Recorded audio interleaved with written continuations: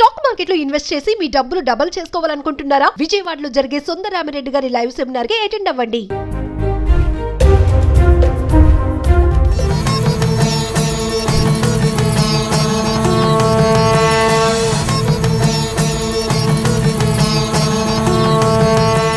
నమస్తే, welcome to Suman TV. ప్రస్తుతం మనతో పాటు ఉన్నారు పబ్లిక్ స్పీకర్ రజనీరమ్మ గారు. నమస్తే మ్యామ్. నమస్తే నవీన. మ్యామ్, మహాకుంభమేళ, మరి మహాకుంభమేళలో చాలా మందిని మనం కొంచెం ఆకర్షణగా చూస్తూ ఉంటాం. అక్కడ ఉన్నటువంటి సన్యాసులే కానీ, ఇంకేమంటారు వాళ్ళని, అఘోరాలే కానీ, సాధువులే కానీ, డిఫరెంట్గా ఉన్నారు. ఎంతో సాధన చేస్తున్నటువంటి వారు కూడా ఉన్నారు. ఇంకా చూసుకుంటే నైపుణ్యత కలిగిన వాళ్ళు, డాక్టర్లు, ఇంజనీర్లు, ఇలాంటి వాళ్ళు కూడా ఇంకా ముక్తి మార్గం వైపు అనమాట. అంటే అక్కడ ఏం వాళ్ళకి ఇబ్బందులు వచ్చాయో మనకు తెలియదు, కానీ ఇందులోకి ఎందుకు డైవర్ట్ అవుతున్నారు? సో ఈరోజు మనం మాట్లాడుకునేది అభయ్ శర్మ అని చెప్పేసి, ఐఐటి బాంబే ఏరోస్పేస్ ఇంజనీర్ అంట. సో మంచి జాబ్, మంచి శాలరీ, మంచి ప్యాకేజ్ ఉంది. మరి అన్నీ వదిలేసుకొని ఎందుకు ఇట్లా ఆధ్యాత్మిక వైపు రావడం అనేది, అంటే ఏంటి లోటు వీళ్ళకి? అక్కడ ఏమైనా లోటు కలిగి ఇందులోకి రావడం జరుగుతుందా? ఇలాంటి వాళ్ళు ఎందుకు ఇలా డైవర్ట్ అవుతూ ఉంటారు అంటే ఒకసారి ఏం చెప్తారు మేడం? చాలామంది గొప్ప గొప్ప సైంటిస్టులు కానీ, పెద్ద పెద్ద ప్లేసుల్లో ఉన్న వాళ్ళు అందరూ కూడా భక్తులే దాదాపుగా. ఎందుకంటే వాళ్ళు ఆ స్థాయికి చేరుకున్నారు అంటే వాళ్ళ కృషి, పట్టుదల చాలా ఉంటుంది. అటువంటి వాళ్ళు పాటించే విషయాలు కొన్ని ఉంటాయి. అదేంటంటే, నేను బయట కాలేజెస్లో అక్కడ మాట్లాడుతూ ఉంటాను. డి ఫార్ములా అని. డి ఫార్ములా అంటే 5 Ds అనమాట. అది డిసిప్లిన్ ఒకటి, డివోషన్ ఇందులోకి వస్తుంది. అది డివోషన్ ఒకటి, తర్వాత డిటర్మినేషన్ ఒకటి, డిస్క్రిమినేషన్ ఒకటి, ఇట్లా ఉంటాయన్నమాట. ఇలా ఉన్నప్పుడు అందులో వాళ్ళు డెవలప్ అవ్వడానికి, వాళ్ళ గోల్ రీచ్ అవ్వడానికి ఇవన్నీ పాటిస్తారు వాళ్ళు. అందులో ఒకటి డివోషన్. పర్సనాలిటీ డెవలప్మెంట్లో మన అభివృద్ధిని సాధించాలి, మన గోల్ని సాధించాలి అని అంటే వన్ ఆఫ్ ద సీక్రెట్ అనమాట. వన్ ఆఫ్ ద ఏమంటారు, ఒక వే వచ్చేసి డివోషన్, భక్తి మార్గం. ఇప్పుడు భక్తి మార్గంలో వెళితే మన యొక్క శక్తి, లోపల ఉన్నటువంటి ఇన్నర్ పవర్ పెరుగుతుంది. ఇప్పుడు ఏదన్నా మనకి ఇష్టమైన ఒక మంత్రం నిత్యం జపించుకుంటూ ఉంటే దానివల్ల మనకి ఎంతో పవర్ వస్తుంది లోపల. అంటే మనకి ఇప్పుడు ఏదన్నా జరిగిపోతుందా, అవ్వంది ఏదన్నా అయిపోతుందా, అట్లా కాదు. మనలో ఉన్నటువంటి ఒక పవర్ పెరుగుతుంది. అది స్పిరిచువల్ పవర్ అనేది వస్తుంది అనమాట. కాబట్టి ఒక పెద్ద స్థాయిల్లో ఉన్న వాళ్ళందరూ పాటించే ఈ డి ఫార్ములాలో ఒకటి డివోషన్. ఈ భక్తిని బాగా పెంచుకుంటారు వాళ్ళు. ప్రతిరోజు ధ్యానం చేసుకోవడం అంటే దేవుళ్ళని పెట్టి పూజలు చేసి అభిషేకాలు ఇవన్నీ చేస్తారని నేను చెప్పట్లేదు. చేయొచ్చు, చేయకపోతే అది వాళ్ళ ఇంట్రెస్ట్ని బట్టి. కానీ ఈ భక్తి మార్గం అనేది ఏదో ఒక మంత్రం జపించుకోవడం అనేది తప్పకుండా చేస్తారు. చేసినప్పుడు ఏమవుతుందంటే మిగతావి కూడా పాటించుకుంటారు వాళ్ళు. ఏంటంటే ఒక డిస్క్రిమినేషన్ అంటే ఏంటంటే ఏదైనా సరే, మంచి చెడు, ఇలా వెళ్తే ఎలా ఉంటుంది, అలా వెళ్తే ఎలా ఉంటుంది, ఆ విచక్షణని వాళ్ళు పాటిస్తారు. ఆ విచక్షణ వాళ్ళకి చిన్న వయసులోనే ఏర్పడుతుంది. ఎందుకంటే వాళ్ళు ఒకవేళ పర్సనాలిటీ డెవలప్మెంట్ ఆ స్థాయికి వెళ్ళాలనుకునే వాళ్ళ పేరెంట్స్ కూడా వాళ్ళని కొన్ని కోర్సుల్లో జాయిన్ చేస్తారు. చేసినప్పుడు అది పర్సనాలిటీ డెవలప్మెంట్లో ఏం చెప్తారంటే 14-15 ఏళ్ళు వయసు వచ్చేటప్పటికే వాళ్ళకి విచక్షణ జ్ఞానాన్ని కలిగి ఉండే విధంగా వాళ్ళని కోచ్ చేస్తారు. వాళ్ళకి ఆ రకమైనటువంటి ట్రైన్ చేస్తారు. సో వాళ్ళకి 10th క్లాస్ లెవెల్కి వచ్చే వరకు, 9th 10th వచ్చేటప్పటికి వాళ్ళకి ఒక విచక్షణ జ్ఞానం అనేది వచ్చేస్తుంది. దానికి తోడు ఒక భక్తి భావన. వీటితోటి ఏంటంటే ఏదైనా సరే మనం ధర్మ మార్గంలో వెళ్ళాలి, నీతిగా న్యాయంగా ఉండాలి అనేది ఆల్రెడీ వాళ్ళకి అలవాటు అయిపోతుంది. అది విచక్షణతో ఏ నిర్ణయం తీసుకున్నా, ఏ పని చేసినా విచక్షణ జ్ఞానం అనేది కలిగి ఉంటారు. దానికి తోడు డిసిప్లిన్ ఉంటుంది. కాబట్టి అప్పుడు వాళ్ళు ఒక సంకల్పించుకుంటారు, నేను ఇది స్థాయికి చేరాలి. సో అలాంటి వాళ్ళందరూ ఆ స్థాయికి చేరుతారు. అంటే భక్తి మార్గం ఎంచుకోవడం వరకు కరెక్టే మేడం. మామూలుగా ఇలాంటి సాధువులు, ఇలాంటి ఏమంటారంటే బాబాల్లాగా మారే వాళ్ళందరూ కూడా ఏదో ఒక ఏజ్ వచ్చాక, అన్నీ అయిపోయాక, అన్నీ ఎంజాయ్ చేశాక, అనుభవించాక వస్తారు కదా. మరి ఇంత మంచి ప్యాకేజ్ వదిలేసుకుని ఏరోస్పేస్ ఇంజనీర్ అంటే ఎంత టాలెంట్ ఉంటుంది. అదే అక్కడికే వస్తున్నా. ఆ స్థాయికి చేరుకుంటారు. ఈ మిగతా లైఫ్ అంతా నార్మలే, మ్యారిటల్ లైఫ్ కానీ వాళ్ళ పిల్లలు వాళ్ళ లైఫ్ అంతా ఓకే, అంతా కూడా అదే విధంగా నడిపించుకుంటూ ఉంటారు. కానీ వాళ్ళకి ఏమవుతుందంటే కొంతకాలం అయ్యేటప్పటికి ఆ డివోషన్లో ఉంటూనే ఉంటారు ఆల్రెడీ. ఒక యుఎస్లో కూడా ఒక ఆయన నాకు తెలిసి పెద్ద పొజిషన్లో ఉన్న ఆయన ఎవ్రీ డే అమ్మవారికి పూజలు చేసుకుంటాడంట. తెల్లవారుజాము 4 గంటలకు 5 గంటలకు లేచి. అందులో ఉన్న వాళ్ళకి ఏంటంటే భక్తి పీక్కెళ్ళిపోతుంది. ఇంకా ఏదో శోధన చేయాలి, ఇంకా ఏదో పొందాలి, ఇంకా కొంతమంది అయితే దేవుణ్ణి చూడాలి అని అనుకుంటారు. అంటే వాళ్ళ మైండ్ అంత స్ట్రాంగ్గా కోరుకుంటూ ఉంటుంది. అలాంటి వాళ్ళు ఏంటంటే మెల్లమెల్లగా ఈ సన్యాసం తీసుకున్న వాళ్ళు కూడా ఉంటారు. ఇంట్లో వాళ్ళకి చెప్పే వస్తారు. కొంతమంది సన్యాసం తీసుకున్న ఈ మ్యారిటల్ లైఫ్ని ఏమి డిస్టర్బ్ చేసుకోరు. ఇలాంటి సందర్భాల్లో వచ్చి ఇలా కలుస్తూ ఉంటారు, మళ్ళీ బ్యాక్ వెళ్ళి వాళ్ళ సంసార జీవితం వాళ్ళు సాగిస్తూ ఉంటారు. ఉంటే ఇందులోనే ఉండిపోతారని కూడా మనం చెప్పుకోలేం. అంటే అఘోరాలు నాగ సాధువులు అలా ఉండిపోతారు, అది వాళ్ళ వేరే విషయము. అయితే వీళ్ళకి అంత డీప్గా భక్తిలోకి వెళ్ళిపోతారు. ఈ అఘోరాలు కూడా చూడండి, శివతాండం చేసి మేమే శివుళ్ళు అని ఫీల్ అవుతారు. రకరకాల వేషధారణలు, విగ్గులు అవన్నీ పెట్టేసుకుని ఇది జటలు తగిలించుకుని వాళ్ళు డ్యాన్సులు నృత్యాలు చేయటం అనేది ఇవన్నీ మనం చూస్తాం. ఎందుకంటే వాళ్ళు అంత లీనమైపోతారు, అంత నమ్మకం ఇంకా ఉండదు అక్కడ, వాళ్ళు లీనమైపోతారు అంతే. ఆ లీనమైపోయి అంత భక్తిలో ఉండి వాళ్ళ పరవశం అన్నమాట. వాళ్ళకి ఎంతో ఇష్టమైన ఇది వాళ్ళకి అది అందులో చేరటం అనేది, అంత డీప్ భక్తిలోకి వెళ్ళిపోతారు. కాబట్టే వాళ్ళు ఏమీ మానరు. మళ్ళీ చూడండి, లేడీస్ ఉన్నారు ఇందులో, వాళ్ళు బ్రహ్మాండమైన బట్టలు కట్టుకుంటారు, లిప్స్టిక్లు వేసుకుంటారు, మంచి బ్యూటీ ఇదంతా చేసుకుంటారు, కానీ భక్తి. ఒక ఆవిడ గురించి మొన్న చూశాను, ఆవిడ స్పర్శ తగిలితేనే పక్షులు జంతువులు పులకించిపోతాయంట. మరి ఆవిడలో దైవత్వం వచ్చేసింది. వచ్చినంత మాత్రాన్ని షోకు చేసుకోవాలని ఏం లేదు కదా, మేకప్ చేసుకోవాలనేది ఏం లేదు కదా, ఇదే అదే. ఇప్పుడు బ్రహ్మాండమైన పూజలు చేస్తారు, ఏడు మొహంతో కూర్చొని పాత బట్టలు కట్టుకుని చేయాలని ఏం లేదు కదా. భక్తిలో ఏం చెప్తారంటే చాలా ఆనందంగా ఉండమని చెప్తారు. ఒక అమ్మవారి పూజ చేసేటప్పుడు అమ్మవారిలాగా తయారవమంటారు, అలా తయారయ్యి ఆనంద పారవస్యంతో పూజలు చేయమంటారు. అందుకనే ఇలాంటి వాళ్ళు అలా మేకప్లు వేసుకుంటారు.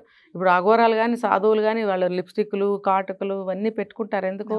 అదొక భాగం, భక్తిలో ఒక భాగం అన్నమాట అది. సో వీళ్ళు ఇలా ఉన్నా సరే అందులోకి వెళ్తారు, అందులోకి వెళ్ళినా సరే ఇలా ఉంటారు, వాళ్ళకి అది ఇష్టం. ఇంకొకటి నేను ఈ సందర్భంగా చెప్తా, ఒక ఆయన ఆస్ట్రేలియాలో ఒక పెద్ద సైంటిస్టు, ప్రహ్లాద శాస్త్రి గారు అని చెప్పి ఒక ఆయన, చాలా పెద్ద సైంటిస్టు. ఆయనకి ఎవ్రీ డే, ఆయన భక్తుడే, పూజలు చేసుకుంటూ ఉంటారు.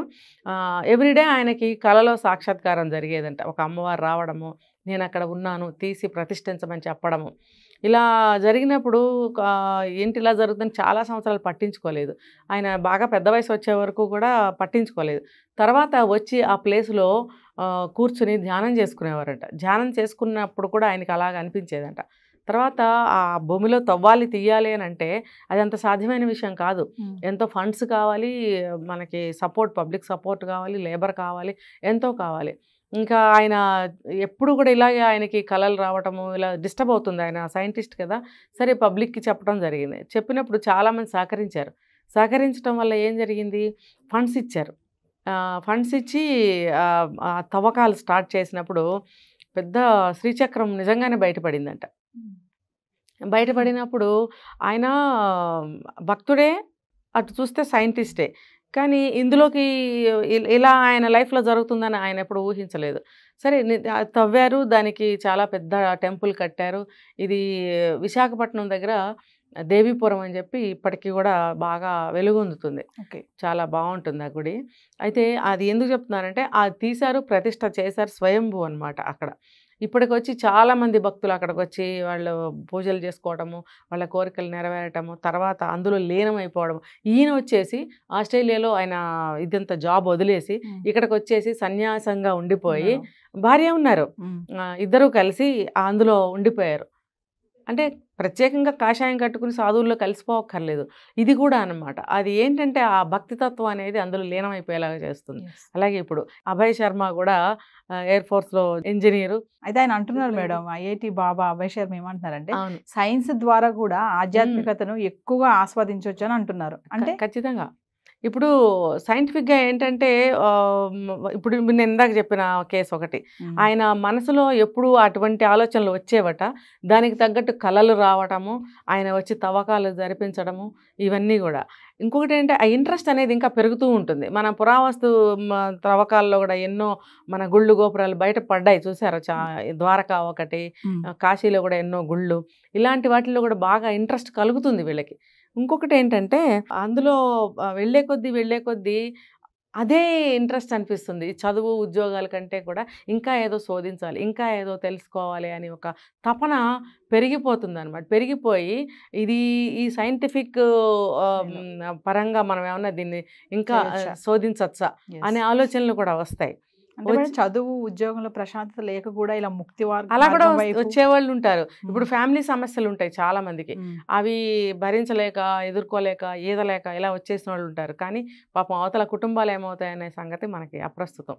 అలా ఇందులో వచ్చేసిన వాళ్ళు కూడా ఉంటారు. ఇంత పెద్ద పెద్ద చదువులు చదువుకున్న వాళ్ళు ఇందులో చాలా మంది ఉన్నారు. ఒక డాక్టర్లు ఏంటి, ఇంజనీర్లు ఏంటి, ఇలా ఏరోస్పేస్ ఇంజనీర్స్, రకరకాల వాళ్ళు ఉన్నారు, లేడీస్ కానీ జెంట్స్ కానీ. భక్తి అనేది అంత ఏమంటారంటే ఆనంద పారవస్యంతో లీనమైపోతారు భక్తిలో. చాలా అంటే చాలా భక్తిలో ఉన్న వాళ్ళకే తెలుస్తుంది అది. అది చెప్తేనో వింటేనో తెలిసేది కాదు. కాబట్టే కదా ఇన్ని వేలు లక్షల కోట్ల మంది ఎక్కడెక్కడ ఫారెన్ నుంచి వస్తున్నారు చూడండి. ఒక ఆయన స్విట్జర్లాండ్ నుంచి ఎందుకు ఆయన పర్యటన మొదలుపెట్టారు. 5 సంవత్సరాలు నడుచుకుంటూ ఈ రోజుకి ఈ నిన్న మౌని అమావాస్యకి ముందు రోజు కాశీ చేరుకోవటం జరిగింది. మరి ఆయన ఎంత పుణ్యాత్ముడో చూడండి. ఆయన ఏదైతే ఒక భక్తిలో ఇంట్రెస్ట్ పెట్టుకుని నమ్మకం పెట్టుకుని ఈ యాత్ర అనేది సాగించాడో ఆయన, భగవంతుడు అది ఫుల్ఫిల్ చేశారు చూడండి చివరికి. సరిగ్గా ఆ రోజుకి చేరుకునేలాగా లేకపోతే రేపో ఎల్లుండో 10 రోజుల తర్వాత ఒక నెల ముందో అలా అవ్వచ్చు కదా. సరిగ్గా ఆ ముందు రోజే ఆయన అక్కడ చేరుకునేటట్టు 5 సంవత్సరాలు టైం తీసుకున్నారంటే మనం ఇలా కూడా అనుకోవచ్చు, భగవంతుడు భక్తి పరీక్షించాడు ఆ ఫారినర్. వాళ్ళ మతాలు వేరు, వాళ్ళ ఫుడ్ హ్యాబిట్స్ వేరు, వాళ్ళ భావాలు అన్నీ కూడా వేరు వేరు ఉంటాయి. అలాంటి అతను ఇండియాకి కాషాయం కట్టి జుట్టంతా జడలు కట్టించుకుని బొట్లు పెట్టుకుని అంత ఇదిగా మన ఇండియాకి వస్తున్నాడు అని అంటే మరి భగవంతుడి పరీక్ష అనుకోవచ్చు. 5 ఏళ్ళు టైం పట్టింది నడుచుకుంటూ పాదయాత్ర. చివరికి ఏ రోజున తీసుకొచ్చారు? ఇప్పుడు మన భక్తికి పరాకాష్ట, భగవంతుడికి పరాకాష్ట కాశీ అని చెప్తారు. కాశీకి అలహాబాద్ కుంభమేళాకి పెద్ద తేడా లేదు. అక్కడికి స్వయంగా శివుడు భగవంతుడే అక్కడికి రప్పించాడు అని అంటే నిజంగా పరీక్ష అని అనిపిస్తుంది. ఆయన కూడా ఇదిలో 1 ఇయర్ హిందీ నేర్చుకున్నారంట. తర్వాత ఆన్లైన్లో కూడా నేర్చుకోవడం జరిగింది. తర్వాత హోంవర్క్ చేయడం జరిగింది. ఇప్పుడు ఆయన హిందీలో మన ఇండియాకి భారతదేశానికి వచ్చి మన భాషలో మనకి ఆయన మనోభావాలు చెప్పడం, మన దేవుడి గురించి చెప్పడము అనేది చాలా గ్రేట్ కదా. చాలా గ్రేట్. మన వాళ్ళకు ఉందా అండి? మన భక్తి మనకు లేదు. మరి ఎక్కడి నుంచో వచ్చిన వాళ్ళు అంత బిలీఫ్ చేసి అంత ఇదిగా నేర్చుకుని మరి గాయత్రి మంత్రం మామూలుగా ఇక్కడ వాళ్ళే ఎవరో పఠించరు. అటువంటి దాని గాయత్రి మంత్రం పఠించడము, దాని అర్థాలు చెప్పడము, ఆ స్థల మహిమ చెప్పడము అంటే చాలా గ్రేట్ అనిపించింది. ఎందుకంటే అందులో వాళ్ళు లీనమైపోతారు. మన పుట్టపర్తి కూడా తీసుకుంటే ఫారినర్స్ ఎక్కువ డివోటీస్ ఉన్నారు అక్కడ. చాలా బాగా భజనలు చేస్తారు, పాడతారు. మన యుఎస్లో కానీ వేరే కంట్రీలో కానీ భగవద్గీత పఠించడము, ఒక 1000 మంది కలిసి దాన్ని పారాయణం చేయటము, ఇవన్నీ మన ఇంపార్టెన్స్ని, దాని వాల్యూని వాళ్ళు గుర్తించారు. గుర్తించబట్టి వాళ్ళు దాన్ని అవపోసన పట్టి నేర్చుకుని వాళ్ళు ఎంత తాదాత్మ్యం చెందుతున్నారు. ఏదేమైనా మేడం, ఉన్నత చదువులు చదివి ఉన్నతమైన అంత ఐఐటి ముంబై అంటే మంచి చదువులే అవి, అంత ప్యాకేజ్ వదిలేసుకొని ఈరోజు ఐఐటి బాబా లాగా అక్కడ కుంభమేళలో ఉన్నారంటే ఇంకా దాని మొత్తం అంతా ఆయన ముక్తి మార్గం వైపు వెళ్ళాలని నిర్ణయించుకున్నారనమాట. చదువు సంస్కారాన్ని నేర్పాలి. ఎటువంటి సంస్కారాన్ని నేర్పాలి? ఏది నిజము, ఏది మంచి, ఏది చెడు, ఎటువైపు మనం వెళ్తే మన జీవితానికి ఒక ఎండ్, ఒక డెస్టినేషన్, ఒక ముక్తి, మీరు అన్నట్టు ఒక మోక్షం లభిస్తుందో అది సంస్కారం. ఇప్పుడు మరి వాళ్ళందరూ అది కనుక్కున్నారు కాబట్టి అన్ని లక్షలు అంతమంది అక్కడ చేరుకున్నారంటే మిగతా వాళ్ళందరూ అజ్ఞానులేగా.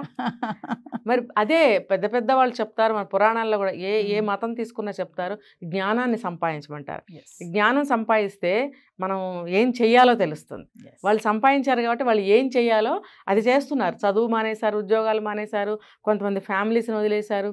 వాళ్ళు ఏం చేయాలి? మోక్షం వైపు వెళ్ళాలి.